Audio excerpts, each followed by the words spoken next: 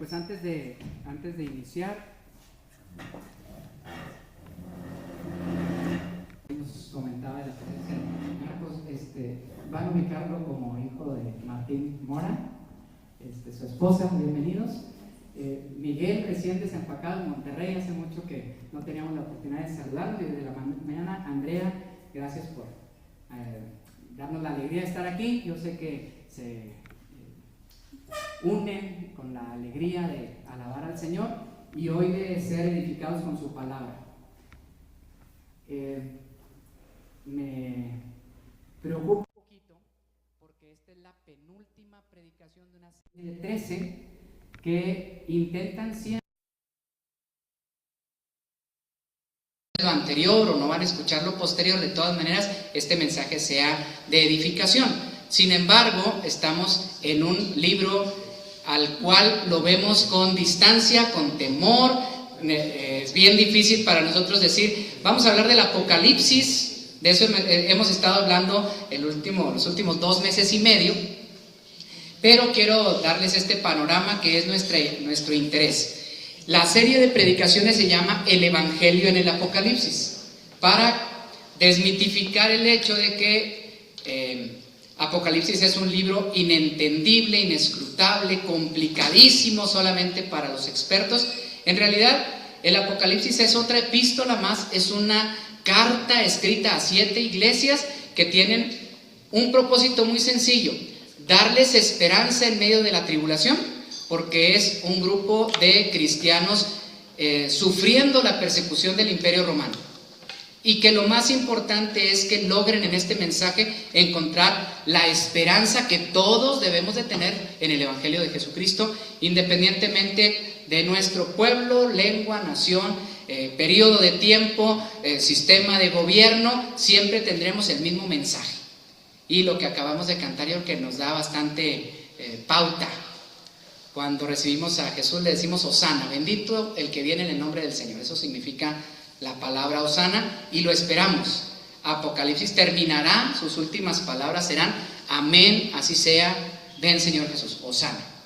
Y los cristianos en el tiempo de la persecución tenían un saludo especial entre ellos y decían Maranata, pronunciación diferente seguramente, pero nosotros la castellanizamos con Maranata, que significa, ¿alguien lo sabe? El Señor viene pronto. Así que la gran esperanza que nosotros tenemos hoy y la gran esperanza que tuvieron nuestros hermanos cristianos en el primer siglo en medio de la persecución es Maranata. Este sufrimiento no es para siempre. Maranata, esta injusticia no durará. ¿Por qué? Porque nuestra gran esperanza es que el que murió y resucitó por nosotros subió al cielo, está a la diestra del Padre y regresará a establecer su reino. Y de eso vamos a hablar hoy, los 1000 años, el milenio. Vamos a ver de qué se trata esta señal en el libro de Apocalipsis. Espero que podamos contestar algunas dudas que hemos tenido por ahí, o quizás es la primera vez que vamos a escuchar de esto y que nos genere también otras dudas muy positivas que nos inviten a estudiar acerca de este periodo de tiempo. Pero quise tomar Apocalipsis 1:3 y pedirles que lo leamos juntos. Miren cómo inició el Apocalipsis y qué bonito dice. Bienaventurado el que lee, lean conmigo, y los que oyen las palabras de esta profecía y guardan las cosas en ellas escritas, porque el tiempo está cerca. Entonces debemos de sentirnos felices, que eso es lo que significa el término bienaventurados, por tener la oportunidad de leer o por tener la oportunidad de escuchar, pero más guardar, es decir, atesorar, hacer nuestras las palabras de este libro, porque Cristo viene pronto. Vamos a analizar que en este tema vamos a dividirnos así. A manera de introducción, hoy aprenderemos lo que ocurrirá antes, durante y después de este término conocido como el milenio o los 1000 años que se mencionan en Apocalipsis 20. Voy a dar una pausa porque les voy a poner a leer, así que si tienen una Biblia cercana, voy a estarles pidiendo que lean algunas porciones de la Escritura. Si no, conéctense a su dispositivo electrónico y la pueden buscar ahí en sus celulares también. Antes, ¿qué va a ocurrir antes de este término? Bueno, pues ya lo leímos, ya lo vimos en Apocalipsis desde el capítulo 14. Permítanme irme un poquito más atrás. ¿Qué nos vamos a encontrar en los primeros 13 capítulos? Nos va a decir este mensaje del que era, del que es y el que ha de venir, el Verbo de Dios, el Hijo de Dios, es este mensaje universal a las 7 iglesias. Y luego empieza con una serie de mensajes ahí como codificados. Dice primero: vi el libro de la historia de la humanidad y nadie podía abrirlo, y yo lloré mucho porque no había quien abriera el libro. Y entonces llegó uno cordero como inmolado y todos dijimos: este es el Cordero de Dios que tiene la capacidad de abrir los sellos, de desatarlos. Y empieza y nos explica cómo la historia de la humanidad se debate entre dolor, enfermedad, muerte, guerras, pestilencias, hambruna. ¿Okay? Y luego llega el séptimo sello con 7 trompetas. ¿Qué significan las trompetas? Anuncios. Y el anuncio es lo que habrá de ocurrir. Hay que estar listos, hay que estar apercibidos, que suene la trompeta para estar pendientes. Y luego vienen 7 plagas. Y más o menos como la historia de Egipto, vendrán situaciones difíciles que todas las épocas las estaremos viviendo, y sin embargo, a pesar de las plagas, el mundo no cree. Esa es la gran historia. Y sin embargo, nosotros estamos llamados a creer. A partir de esa parte, se nos empiezan a hablar de algunas señales extrañas y quiero repasarlas aquí. 3 cosas importantes que ocurrirán antes del milenio. Apocalipsis 14, y luego se repite en Apocalipsis 18. Son 2 momentos diferentes en los cuales se menciona, pero se está reiterando el mismo asunto. Y van ustedes a leer. El resumen será: ha caído la gran Babilonia. ¿Quieren leerlo? Apocalipsis 14:8. ¿Quién lo hace en voz alta, por favor? Y alguien más va a ir buscando. Apocalipsis 18. Otro ángel le siguió diciendo: ha caído Babilonia, la gran ciudad, porque ha hecho beber a todas las naciones del vino del furor de su fornicación. Apocalipsis 18:2 y 3. Y clamó con voz potente diciendo: ha caído la gran Babilonia, y se ha hecho habitación de demonios y guarida de todo espíritu inmundo y albergue de toda ave inmunda y aborrecida. Porque todas las naciones han bebido del vino del furor de su fornicación, y los reyes de la tierra han fornicado con ella, y los mercaderes de la tierra se han enriquecido de la potencia de sus deleites. Vamos a traducirlo de manera que lo entendamos bien fácil. ¿Por qué el anuncio ha caído Babilonia? Babilonia significa confusión. Babilonia representa el imperio mundial, los gobiernos de este mundo que han trastocado, que han ido en contra de la verdad de Dios. Hoy vivimos en una gran Babilonia, ¿cierto? Nuestra sociedad está en una completa confusión. Ya no sabemos si somos hombres o mujeres. Ya no sabemos qué está bien y qué está mal. A lo bueno le llamamos malo, a lo malo le llamamos bueno. Políticas que alguien puede decir qué mal están, otro las felicita, otro las invita. Hablamos de racismo, hablamos de xenofobia, y la gente a veces defiende incluso estas actitudes: promiscuidad, adulterios, fornicaciones, una depravación completa, y nosotros vivimos como si esto fuera lo real. ¿No estamos verdaderamente confundidos? ¿No sería nuestro anhelo decir: ha caído este sistema que nos tiene perturbados? Ojalá que cayera este sistema. Bueno, lo primero que ocurrirá es que va a haber un derrumbamiento del sistema de gobierno, del sistema religioso, del sistema opresor que se levanta en contra de Dios. Los versos anteriores, el capítulo 13, por ejemplo, hablan de ese misterioso elemento o señal del Apocalipsis, que es la bestia. La bestia es esto. La bestia es un sistema político que es respaldado por un gobierno, por un poder religioso que se va a oponer a Dios. ¿Cuándo ocurrió? Siempre ocurre, hermanos. Le ocurrió a los cristianos del primer siglo y se llamó Nerón César. ¿Nos está ocurriendo a nosotros ahora? Sí. ¿Les ocurrió a los cristianos del medievo? ¿Les ocurrió a los cristianos del siglo pasado? Sí. Lo que tenemos que preguntarnos es ¿cuál es la bestia que estamos enfrentando ahora? Y nuestro deseo es que ese sistema caiga. Lo primero que ha de ocurrir es esta caída. Pero me gustó poner estos dos elementos porque si nosotros basamos una doctrina solamente en una porción de la Escritura, estamos fallando. Fíjense cómo se habla de esto desde los profetas del Antiguo Testamento. Si alguien puede leer Jeremías 51:7 y alguien más Isaías 21:9, por favor. Babilonia era en mi mano una copa de oro que embriagaba a todo el mundo. Las naciones bebían de este vino y perdían el sentido. 400 años antes de Cristo, ya el profeta estaba hablando de Babilonia que hacía embriagar a las naciones con su falsedad. Entonces esto no es un invento, no es un mensaje novedoso de Juan a la hora de escribir el Apocalipsis. Está refiriéndose ya a un mensaje que había dado Jeremías. ¿Ok?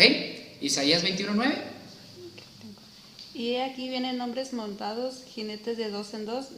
Después habló y dijo: Cayó Babilonia, y todos los ídolos de sus dioses quebrantó en tierra. Así que esta destrucción del imperio, para su tiempo el babilónico era un imperio físico para Isaías, pero también es una proyección profética para nosotros. ¿Ok? Pero este mensaje está incluido en el Antiguo Testamento. Debe caer Babilonia. Segunda historia, una gran batalla final. ¿Ok? Se conoce como la batalla de Armagedón. Leámosla por favor en 3 partes del Apocalipsis, que es en el capítulo 16, los versos 14 al 16. Y luego lo repite el capítulo 17, versos 12 al 14. Y luego lo va a repetir recientemente en el capítulo 19, verso 19. Pues son espíritus de demonios que hacen señales y van a los reyes de la tierra en todo el mundo, para reunirlos a la batalla de aquel gran Dios todopoderoso. He aquí, yo vengo como ladrón, bienaventurado el que vela y guarda sus ropas, para que no ande desnudo y vea su vergüenza. Y lo reunió en el lugar que en hebreo se llama Armagedón. Entonces, va a reunir a los reyes de la tierra para hacer guerra contra el Todopoderoso. Pues estamos hablando de una batalla final, así como la está presentando el escritor del Apocalipsis. ¿Ok? En un lugar que es conocido como Armagedón. Leamos 17, 12 al 14.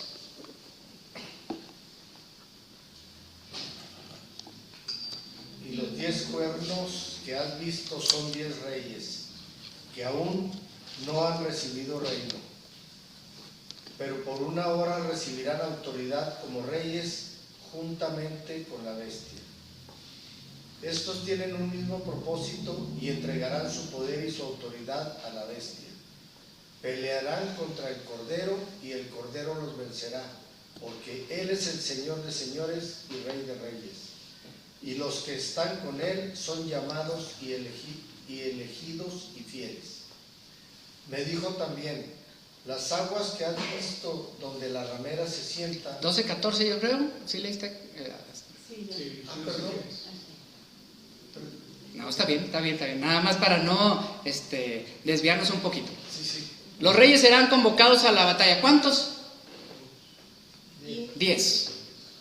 En imágenes, la bestia tiene 10 cuernos. Bueno, los cuernos significan reyes. De esos 10 reyes que no tienen poder, pero tendrán poder por un tiempo y se lo van a conceder a este imperio que ha caído, que ya está derrotado. Vendrán a hacer guerra contra aquel que va a vencer.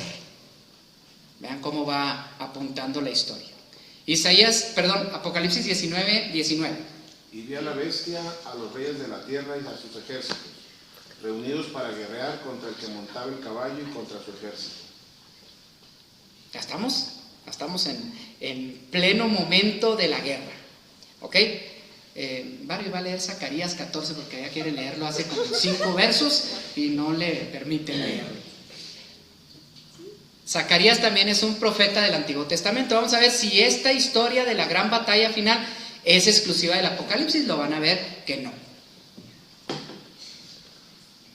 Y aquí 1 al 4. He aquí el día de Jehová viene, y en medio de ti serán repartidos tus despojos, porque yo reuniré a todas las naciones para combatir contra Jerusalén, y la ciudad será tomada, y será saqueada las casas, y violadas las mujeres, y la mitad de la ciudad irá en cautiverio, mas el resto del pueblo no será cortado de la ciudad. Después saldrá Jehová y peleará con aquellas naciones, como peleó el día de la batalla, y se afirmarán sus pies en aquel día sobre el monte de los olivos, que están enfrente de Jerusalén al oriente. Y el monte de los olivos se repartirán por medio hacia el oriente y hacia el occidente, haciendo un valle muy grande, y la mitad del monte se apartará hacia el norte, y la otra mitad hacia el sur. ¿Ya les dio miedo? No se trata de eso. Miren, ¿qué pensaba un judío ortodoxo, un judío conocedor de las escrituras? Leía Zacarías y decía, van a venir todas las naciones y se van a presentar contra Israel. Era muy posible que eso sucediera en tiempos de Jesús. De hecho, vino Babilonia, y luego vino el imperio medo-persa, y luego vino Grecia, y luego vino Roma. En diferentes momentos hicieron guerra. Ellos esperaban el momento en que todos se pusieran en contra de ellos, y ellos veían esta historia hollywoodense. Zacarías les decía, y van a venir, y la guerra va a estar en el momento más difícil para nosotros, mujeres violadas, la ciudad destruida, y entonces Dios va a aparecer para pelear por nosotros. Esa era la esperanza de los judíos. De manera que cuando vino Cristo no le entendieron que era Cristo. No le creían que era el Mesías. ¿Cómo esperaban al Mesías? Un guerrero poderoso que iba a liberarlos, por lo menos, de esa bestia que les estaba oprimiendo en ese momento, que era el Imperio Romano. Y viene como un cordero y es sacrificado. Por eso no creen que Jesús sea el Mesías. Un judío no va a entender que era el propósito de Dios que Cristo muriera por nosotros. Pero, ¿quiere decir que esta historia no se cumplió? No quiere decir que Zacarías estaba viendo la historia final. No alcanzaba a ver esta del Cristo que nació en un pesebre y que murió en una cruz. Él alcanzó a ver su segunda venida. Así que lo que ocurrirá en el valle de Megiddo, en Armagedón, sucederá. Es decir, todos los pueblos se levantarán contra el pueblo de Dios. No tengo la explicación completa, yo no sé si sobre el pueblo de Israel, sobre ese que hoy se conoce como la nación de Israel, no sé si ahí va a ser físicamente, pero sí creo que se van a levantar contra los creyentes, y que en una situación en la que la desesperación pudiera ser presa de nosotros, ya no tenemos escapatoria. Ese será el momento cuando Cristo descienda en un caballo blanco. Eso dice, o sea, lo presenta como una película, ¿sí? Esa es la literatura apocalíptica. Yo no sé si va a ser el caballo blanco, pero es la manera en la cual el autor está diciendo, ten esperanza, aguarda, no nos hemos olvidado de la mano de Dios. Y aun cuando la guerra esté en pleno furor, en ese momento cuando tú sientas que estás siendo derrotado, entonces Dios va a venir a pelear por ti. A eso se refiere la batalla final. Y debe ocurrir otra cosa, la acabamos de decir. En ese momento Jesús regresará a la tierra, a lo que le llamamos la segunda venida de Cristo. Ahora leamos Apocalipsis 19, que fue la última parte de la predicación del sábado pasado. Dice, entonces vi el cielo abierto y aquí un caballo blanco, y el que lo montaba se llamaba Fiel y Verdadero, y con justicia juzga y pelea. Sus ojos eran como llama de fuego, y había en su cabeza muchas diademas, y tenía un nombre escrito que ninguno conocía sino él mismo. Estaba vestido de una ropa teñida de sangre, y su nombre es el Verbo de Dios. Y los ejércitos celestiales, vestidos de lino finísimo, blanco y limpio, le seguían en caballos blancos. Le voy a pedir a Mari que lo vuelva a leer y vamos viendo si podemos entenderlo, y verán cómo después de haber leído ya no se oye tan complicado el Apocalipsis. Vamos a ver parte por parte, Mari, por favor. Entonces vi el cielo abierto y he aquí un caballo blanco, y el que lo montaba se Vi el cielo abierto y venía montado en un caballo blanco alguien que descendía. ¿De qué se está hablando en esta porción? ¿Qué dijo Jesús respecto a su segunda venida? ¿Recuerdan el momento? 40 días después de su muerte, 40 días les dio pruebas indubitables de que había resucitado, los lleva al monte, es llevado al cielo, y entonces viendo el cielo llegan los ángeles y le dicen: varones galileos, que están mirando al cielo, este mismo Jesús que ha sido ascendido al cielo regresará, así como le han visto. Entonces el cielo se va a abrir y Jesús va a regresar. ¿Qué dice 1 Tesalonicenses? Vendrá en compañía de sus ángeles. A ver, ¿cómo lo plantea el Apocalipsis ahí? Dice, y el que lo montaba se llamaba fiel y verdadero, y con justicia juzga y pelea. Sus ojos eran como llama de fuego, y había en su cabeza muchas diademas.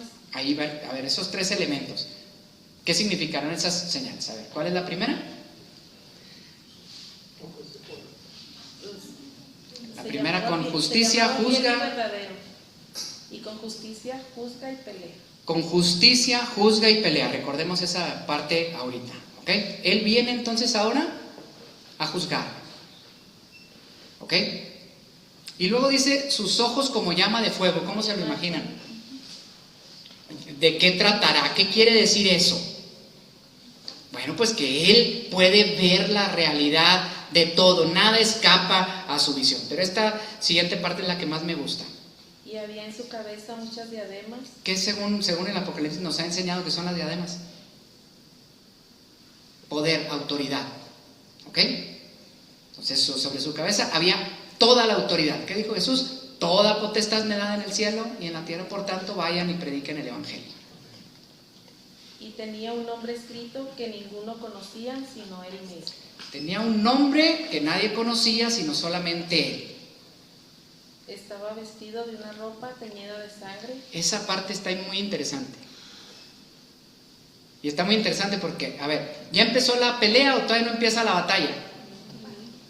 Pero sus vestiduras ya están llenas de sangre. De la suya. La idea es identificar al Jesús que fue crucificado, al Jesús que entregó su vida para la salvación de los hombres. Este es el Jesús que está regresando. Y su nombre es el Verbo de Dios. Ese nombre que nadie conocía, ahora es conocido por todos nosotros y es el Verbo de Dios. ¿Alguna duda de quién es el que está descendiendo desde el cielo? Termina, por favor. Yo me pasé tantito. ¿Qué le hace? Dice, y los ejércitos celestiales, vestidos de lino finísimo, blanco y limpio, le seguían en caballos blancos. Termina. De su boca sale una espada aguda para herir con ella a las naciones, y él las regirá con su vara de hierro. Detente ahí para no confundirnos. Él viene a pelear una batalla y yo quiero quitarles el temor que nos infunden las películas que hablan apocalípticamente de este momento. Y les voy a decir, ¿con qué pelea ese que descendió en un caballo blanco con su ropa teñida de sangre? ¿Cuál es su arma?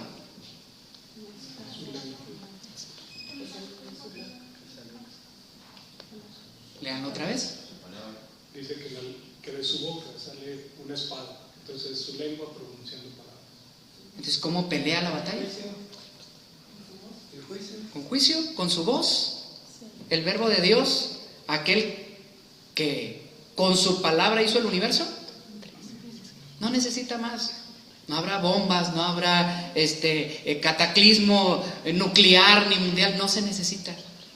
Su palabra, que es justa, que es un juicio, Él va a venir y con su palabra dará resultado, dará final a esta batalla. ¿Podemos confiar? ¿Nos da temor? Tiene que quitarnos el temor. De eso se trata el Apocalipsis, de darnos esperanza en medio de la angustia, no de atemorizarnos más de lo que va a ocurrir. Abro un paréntesis para decir, hay un debate entre los cristianos acerca de qué va a pasar con nosotros cuando venga el sufrimiento final. Y a alguien le gusta pensar en algo que se le conoce como rapto. Es decir, somos así como abducidos por los ovnis para que aquí ocurra toda esta batalla y nosotros seamos evitados de este problema. ¿Ok? Hay otros que dicen que nosotros estaremos en medio de la batalla y sufriremos persecución y caerán a tu lado 1000 y 10,000 a tu otro lado, pero a ti no llegará. ¿Qué quisiera usted pensar? Algunos nos sienta más como decir, ojalá que sí nos libre y que nos vayamos antes. Pero el Apocalipsis es muy claro, ¿eh? La vida es muy clara. El ejemplo de Jesús es muy claro. ¿Cuándo evadió Jesús del sufrimiento? ¿Y qué nos habla a nosotros? Que podemos confiar en el Señor aún en medio del sufrimiento. Entonces vendrán situaciones de persecución y de dificultad. Sí, es muy clara la Biblia. Tenemos que desalentarnos por eso. Perderemos la fe porque las circunstancias, porque 10 reinos se vengan en contra de nosotros. El Apocalipsis te dice, soporta la prueba con fe, con fidelidad, con confianza, porque cuando tú sientas que ya no puedes, entonces se abrirá el cielo y Jesús regresará para salvarte simplemente con el poder de su palabra. Porque la batalla ya la ganó cuando sacrificó su vida por nosotros. ¿Es una mejor interpretación para nosotros eso? Bueno, caerán los imperios, los sistemas políticos que se pongan en contra de Dios, caerán. Sí habrá un momento de sufrimiento al cual el Apocalipsis lo fotografía como una gran batalla contra el pueblo de Dios. Pero en medio del fragor de la batalla Jesús regresa por segunda vez, antes del milenio. Ahora sí vamos a Apocalipsis 20, que es donde viene en una porción muy pequeñita esta que es un punto doctrinal. A ver, ¿qué va a ocurrir durante el milenio? Leamos por favor Apocalipsis 19:20. Y alguien más va buscando 20:1 al 3. Son pegaditos. Es el final del 19 y el inicio del 20. Apocalipsis 19:20. La bestia fue apresada y con ella el falso profeta que había hecho delante de ella las señales con las cuales había engañado a los que recibieron la marca de la bestia y habían adorado su imagen. Estos dos fueron lanzados vivos dentro de un lago de fuego que arde con azufre. ¿Quiénes? La bestia, el poder político, y el falso profeta, el poder religioso, son destruidos, son echados vivos al lago de fuego. Es una imagen apocalíptica.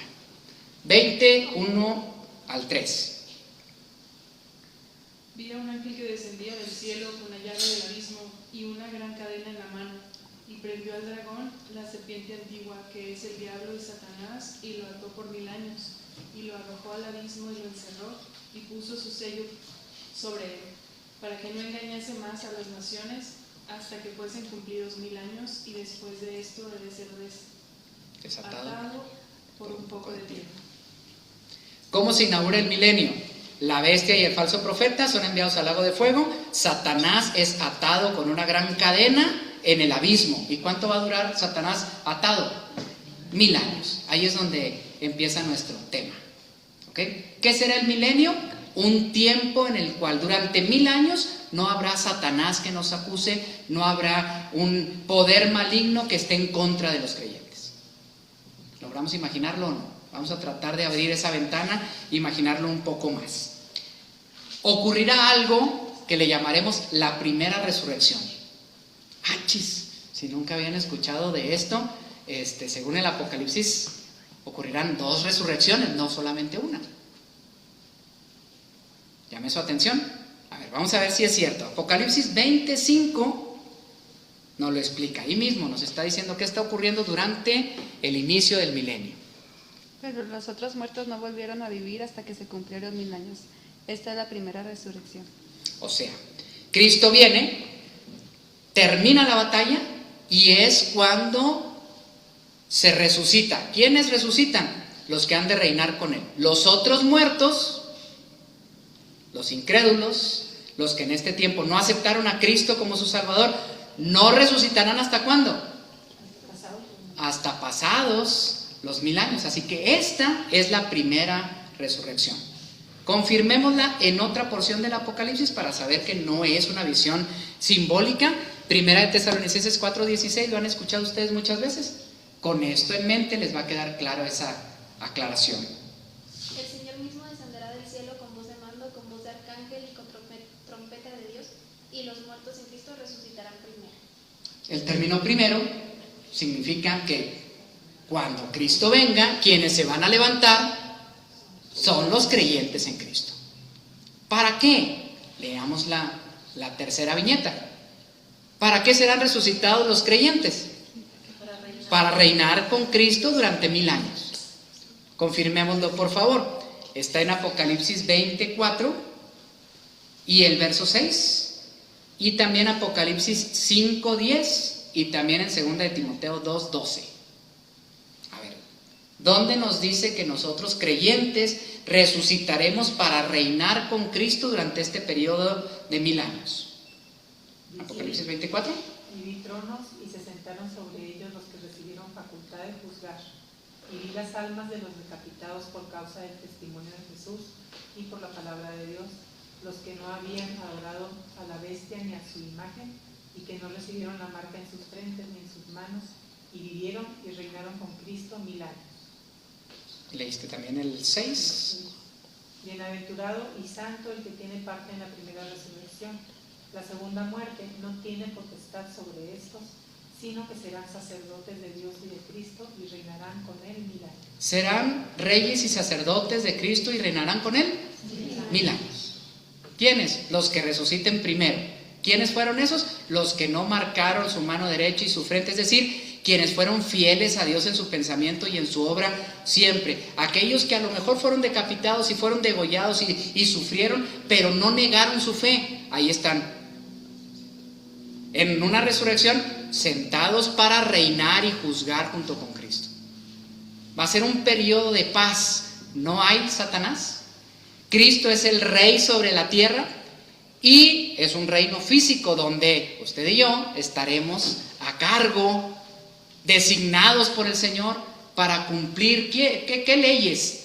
Pues las leyes del Señor, para que se viva la ley de Dios en todo el mundo. Eso es lo que está presentando Apocalipsis. ¿No sería maravilloso? Es una preciosa visión. Compartamos también entonces lo que dice capítulo 5, verso 10 de Apocalipsis. De ellos hiciste un reino, los hiciste sacerdotes al servicio de nuestro Dios y reinarán sobre la tierra. Reinarán sobre la tierra. Ese otro elemento está interesante. Es decir, todavía existe personas a las cuales nosotros le vamos a servir desde el gobierno del Señor. ¿Ok? Segunda de Timoteo 2:12 y cerramos esta tercera porción. Si sufrimos, también reinaremos con él. Si le negaremos, él también nos negará. ¿Cuál es la promesa que dijo Timoteo? Si sufrimos con él, entonces también reinaremos con él. Entonces va a ser un reino. ¿Dónde? Aquí en la tierra. ¿Por cuánto tiempo? ¿Cuál es la intención? Gobernar, que Cristo sea el rey sobre todos durante una época de perfecta paz, de renovación completa. ¡Qué maravilla! A ver, será un reinado de justicia. Sorpréndanse, Apocalipsis no habla de esto. Apocalipsis en esta porción pequeñita, si lo leen ahorita más tarde, de esta porción habla de ya se acabó el milenio. No nos habla qué va a ocurrir ahí. De donde tenemos indicios es de profetas del Antiguo Testamento. Fíjense qué interesante. Isaías 2:4 y también Isaías 11:6-9 y también Isaías, que es de los que más escriben de esto, capítulo 65 de Isaías, versículos 17 al 25. A ver, ayúdenme con esas tres partes, por favor. Isaías 2:2-4. Isaías está escribiendo 600 años antes de Cristo, pero en esta visión está alcanzando a ver el reino milenial.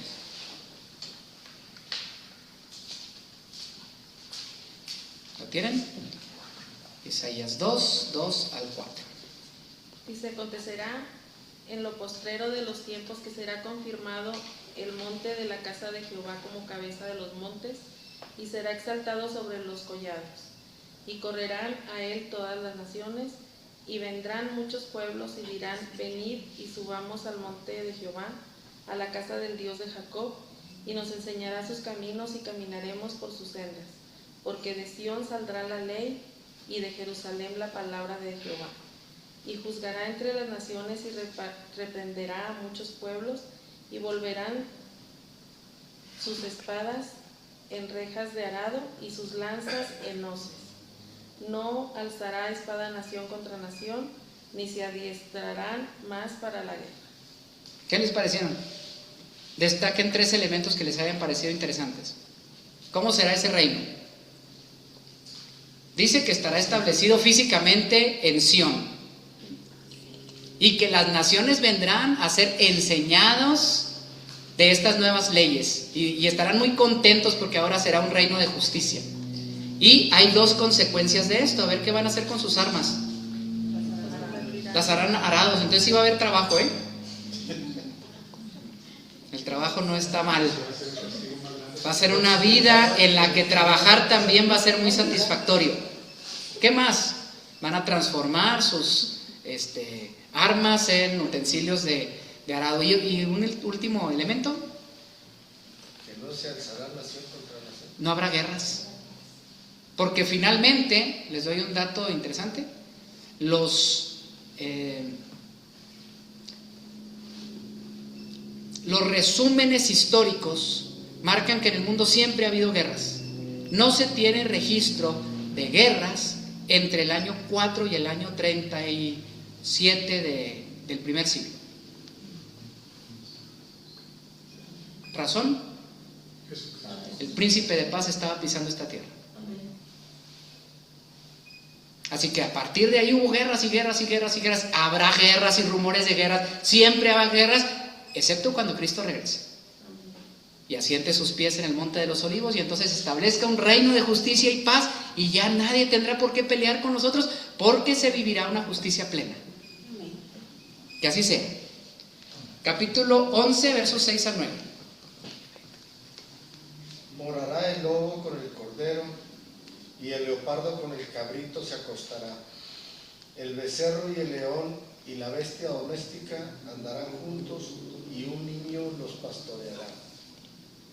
La vaca y la osa pasearán, sus crías se echarán juntas, y el león como el buey comerá paja.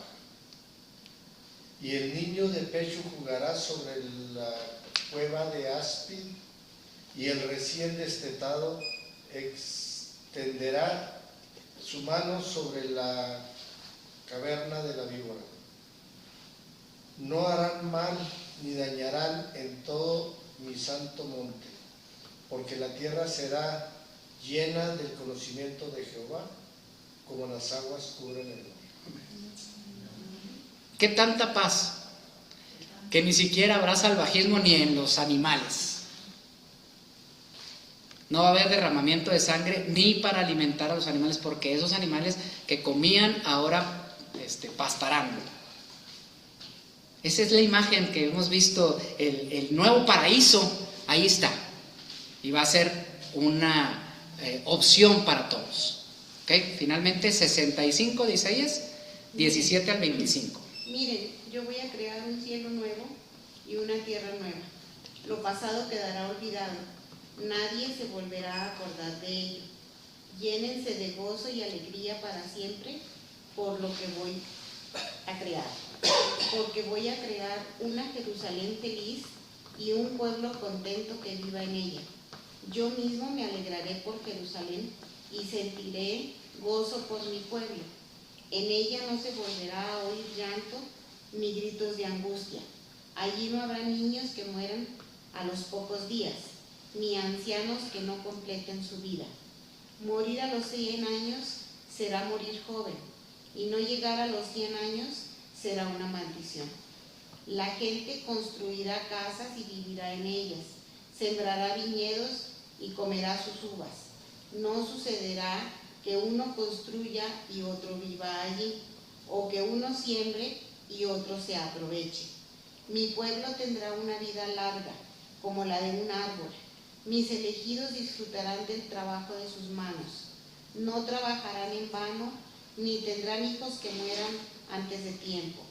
porque ellos son descendientes de los que el Señor ha bendecido, y lo mismo serán sus descendientes. Antes que ellos me llamen, yo les responderé. Antes que terminen de hablar, yo los escucharé. El lobo y el cordero comerán juntos, el león comerá pasto como el buey, y la serpiente se alimentará de tierra. En todo mi monte santo no habrá quien haga ningún daño. El Señor lo ha dicho.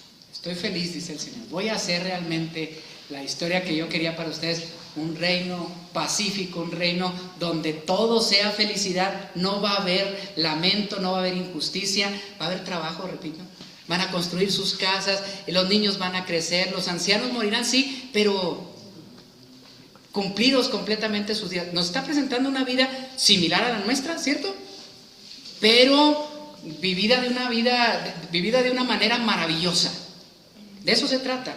Así que sobre quienes nosotros reinaremos, si el Señor lo permite, serán personas comunes y corrientes igual que nosotros y tendrán su vida, pero una vida perfecta, una vida gustosa de vivirse. La fotografía que nos da Isaías. Pero la repite Zacarías en su capítulo 14, 9 al 11 y Miqueas en el capítulo 4, versos 1 al 4. ¿Las van buscando, por favor? Ese día reinará el Señor en toda la tierra y el Señor será el único y único será también su nombre. Todo el país quedará convertido en una llanura desde Hueva hasta Rimón, al sur de Jerusalén.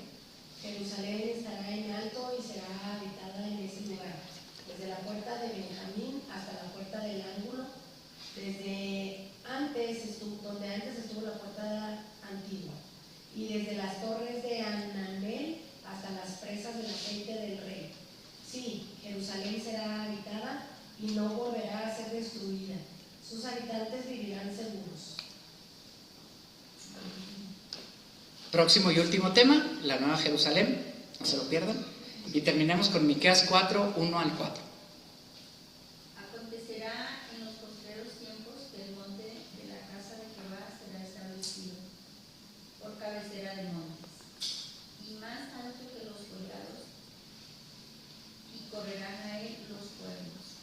Vendrán muchas naciones y dirán: venid y subamos al monte de Jehová, y a la casa del Dios de Jacob, y nos enseñarán sus caminos y andaremos por sus veredas, porque de Sion saldrá la ley y de Jerusalén la palabra de Jehová. Y él juzgará entre muchos pueblos y corregirá a naciones poderosas hasta muy lejos, y martillarán sus espadas para asadones y sus lanzas para hoces. No alzará espada nación contra nación, ni se ensayarán más para la guerra. Y se sentará cada uno debajo de su vid y debajo de su higuera, y no habrá quien los amedrente, porque la boca de Jehová de los ejércitos lo ha hablado. Entonces sí es una doctrina, ¿verdad? Porque la encontramos en diferentes partes y nos repite las mismas verdades, así que nosotros esperamos que esto haya de acontecer. Los profetas lo veían en la venida de su Mesías, pero nosotros entendemos que hubo una primer venida necesaria para que este mensaje también llegara a nosotros y que Cristo sacrificara su vida para el perdón de nuestros pecados. Pero cuando Él regrese por segunda vez, que será la primera para los judíos, ¿sí se entiende esta parte? Ellos entenderán que es ahora sí la venida del Mesías real, porque viene como un rey poderoso a establecer su reino. Para nosotros entenderemos que es la segunda vez que Él viene a hacer esta función de establecer su reino. Y entonces toda la tierra será llena de la gloria de Dios, como las aguas cubren el mar. Y ese es el milenio. ¿Qué ocurrirá después? Regresemos a Apocalipsis 20. A ver, ¿qué va a ocurrir después? 27, Apocalipsis. ¿Será azotado Satanás por un tiempo? Sí. Dice que Satanás fue atado por 1000 años, pero va a ser necesario que nuevamente sea desatado. ¿Cómo le dice el verso 7? Dice: cuando los 1000 años se cumplan, Satanás será suelto de su prisión. Ahí se terminó el milenio. Ahora, hagamos un paréntesis. ¿Para qué? ¿Por qué? También tan a gusto que estábamos. ¿Cuál es la intención de esta porción de Juan, quien escribe el Apocalipsis? Déjenme decírselos así: volver a fotografiar nuestra realidad de todos los días.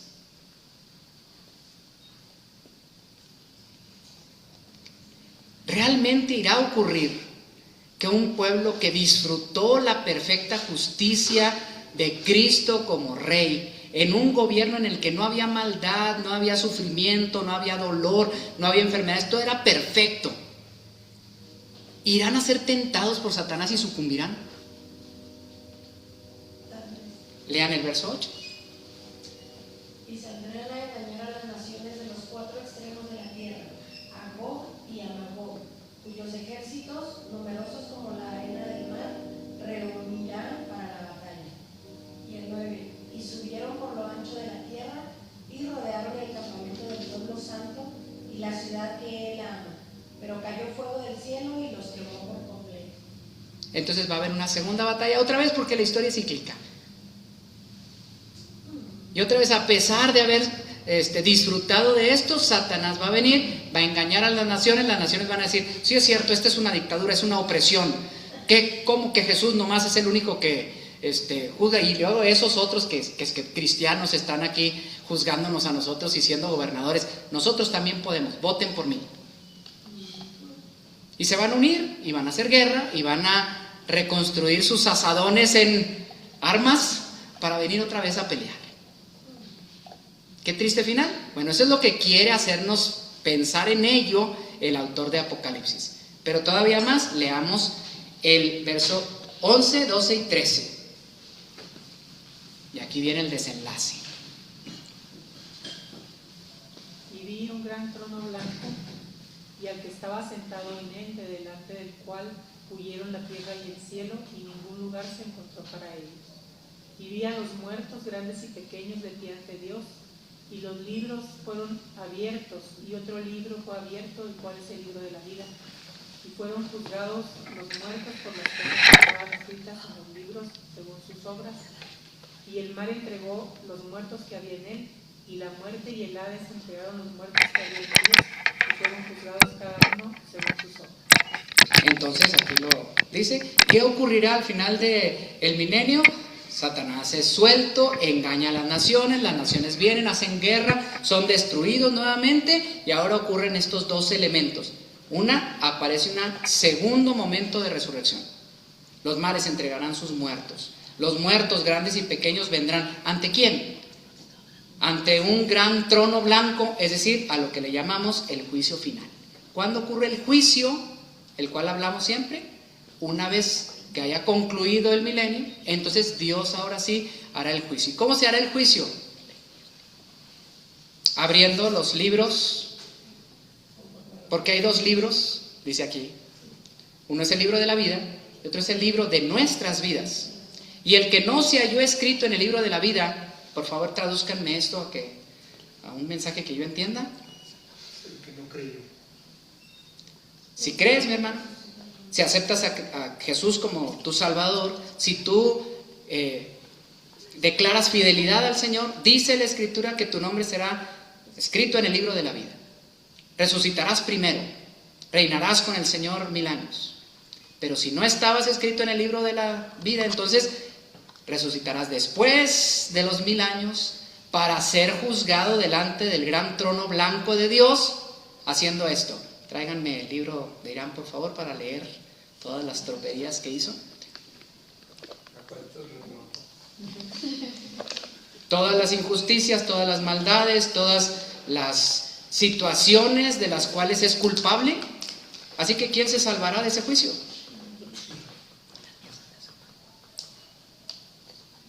Yo creo que nadie de los presentes en nuestro sano juicio diría: yo sí quiero que me juzguen porque yo creo salir avante. Así que nuestra salida, que ese es el mensaje del Apocalipsis, ¿cuál es la invitación así escondida?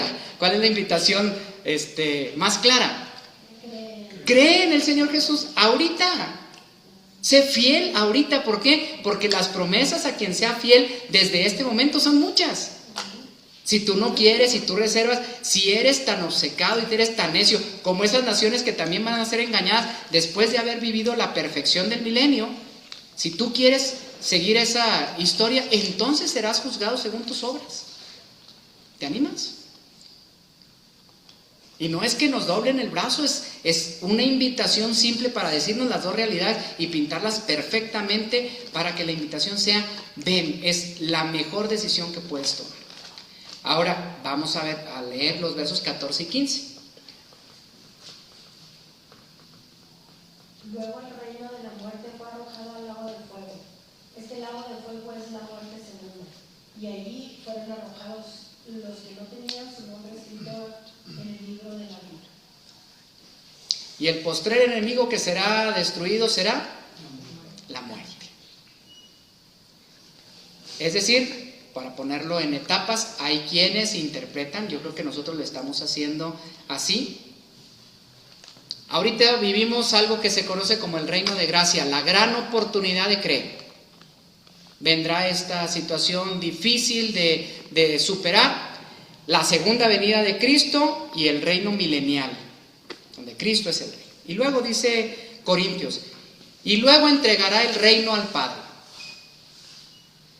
Y después de ese momento viviremos lo que conocemos como el reino eternal de Dios. Así que el reino de Dios que vino a inaugurar Cristo cuando vino por primera vez se vive en 3 momentos. ¿Voy muy rápido? ¿Ahora? Cristo inaugura el reino de Dios y se llama el reino de gracia. El reino se ha acercado, podemos acercarnos al Señor y todavía vivimos en este reino de oportunidad. Vendrá un momento en que cuando Cristo regrese, se resucite los creyentes primero y empieza un reino de 1000 años donde Cristo está a la cabeza. Y cuando todos sus enemigos sean puestos por estrado de sus pies, entregará el reino al Padre, juzgará a los que no hayan sido parte del libro de la vida, conforme a sus obras, y el postrer enemigo que será destruido es la muerte. Y será echado al lago de fuego, que es la muerte segunda.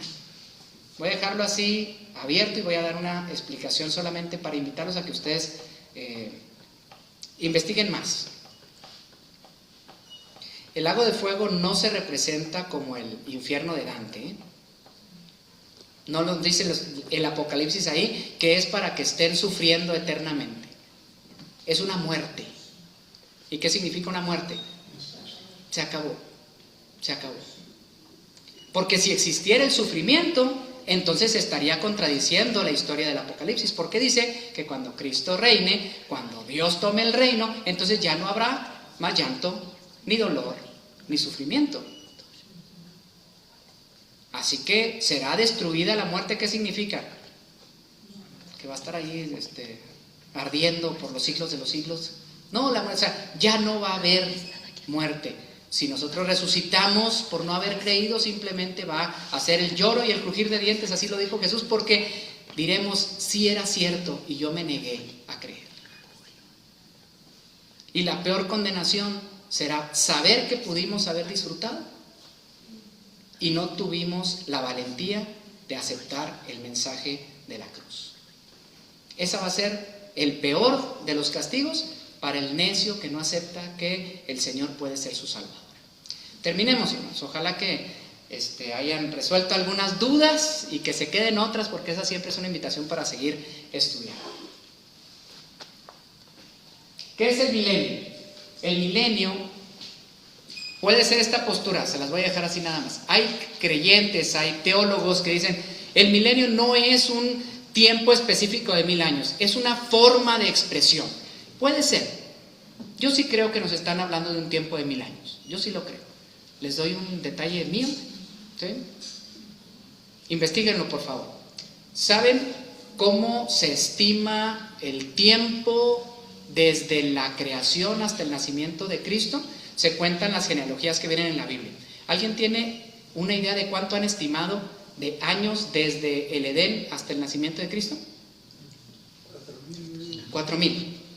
4000. ¿Cuánto ha pasado de el nacimiento de Cristo a nuestro tiempo? ¿Cuántos llevamos? 6000 años. ¿En cuántos días se hizo el...?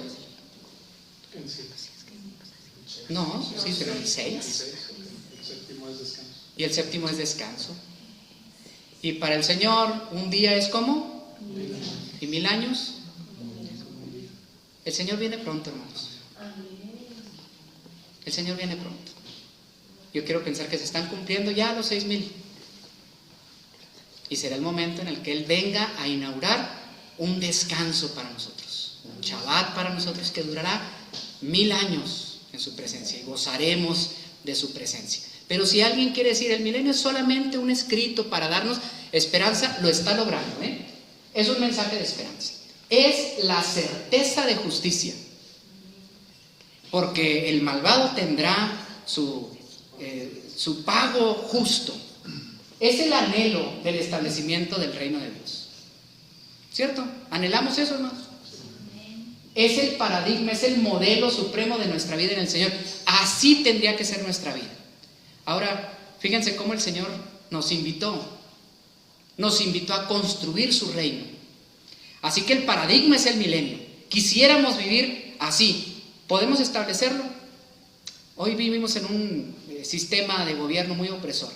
Pero vivamos nuestro milenio, nuestro reino de Dios en nuestra familia, con nuestros cercanos. Cambiemos la herramienta de destrucción en arados. Vivamos con una vida pacífica. Neguémonos al odio, al rencor. Podemos vivir ese reino ahora. Ese es el paradigma. ¿Irá a ser una situación real? Yo sí la creo. Pero si simplemente el autor del Apocalipsis nos lo presenta como una posibilidad, esa posibilidad la podemos hacer nuestra ahora en lo que nosotros podamos lograr. Es la lamentable realidad de los incrédulos. También eso es el milenio. Que aunque Dios esté cercano, que aunque Dios les dé su ley, que aunque Dios ponga todas sus bendiciones a su alcance, el necio seguirá diciendo, no hay Dios porque no quiero a Dios en mi vida. Y es el gozo de sabernos salvos por su gracia. Porque es solamente por la bendita voluntad de Dios que resucitaremos primero. Y permítanme terminar con esto. ¿Qué puede hacer un muerto?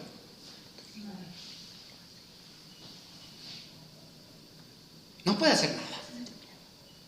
Así que si el Señor quiere llegar a nuestra tumba y despertarnos, es su gracia. Igual que como estábamos antes de conocerlo a Él, muertos a causa de nuestros delitos y pecados, ¿qué podíamos hacer?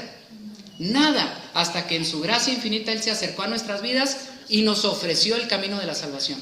Así que somos salvos no por lo que hacemos, no por el esfuerzo que imprimamos en nada, no somos capaces de hacerlo. El Señor lo sabe.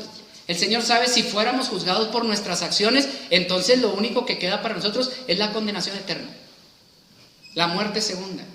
Pero nos permitió la oportunidad de aceptar a Cristo como nuestro Salvador y que nuestros nombres estén escritos en el libro de la vida. Gloria a su nombre. Gracias, hermano. Ponla nomás y se la mira, por favor. Y ahora sí vas a tener que decir cuál vamos a cantar.